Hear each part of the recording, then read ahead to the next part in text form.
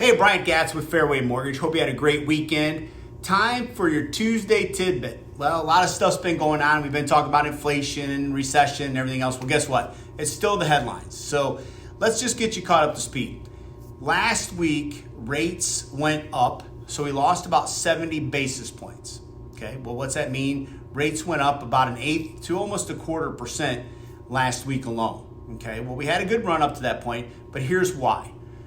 Last week, the jobs report came out. It was expected to be lower and actually was higher. It was at 372,000 jobs created at that point in time. Now, sounds great, right? However, there's another report that came out, which is household interview or household survey, and that had a loss of jobs of 315,000. Well, that doesn't make any sense, right? Well, there's two different things working or in play here.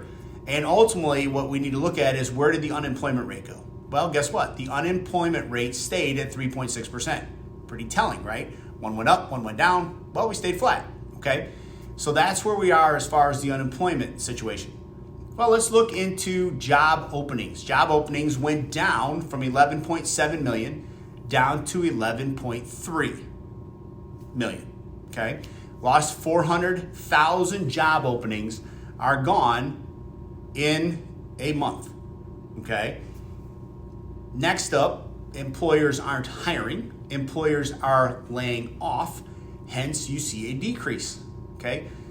People going in for benefits, unemployment benefits, that number went up slightly, okay? So we're seeing an uptick. All this leads to a recession, okay? Quarterly GDP, we talked about it before. First quarter was negative. Second quarter numbers won't be out for another month or two. There is a delay there, but the expectation that's going to be negative as well because the numbers indicate they are. That puts us in a recession, okay? What the job number that came out, that 372,000, what that ultimately did is put the Fed in position to now get a blessing to turn around and raise the prime lending rate by 75 basis points. Well, what's that do to the market? Well, if they were baking in a half, now they're going to 75, that'll make rates go up a little bit. Now, honestly, that's anticipated. We really thought we were gonna go up 75 basis points, so hence you saw a change in the market last week. Today, rates were a little bit better, not much. We'll see how things play out. So ultimately, what you need to know is the Fed is gonna increase 75 basis points. Their meeting's coming up at the end of this month. That's more than expected. It'll be baked in or cooked into the market.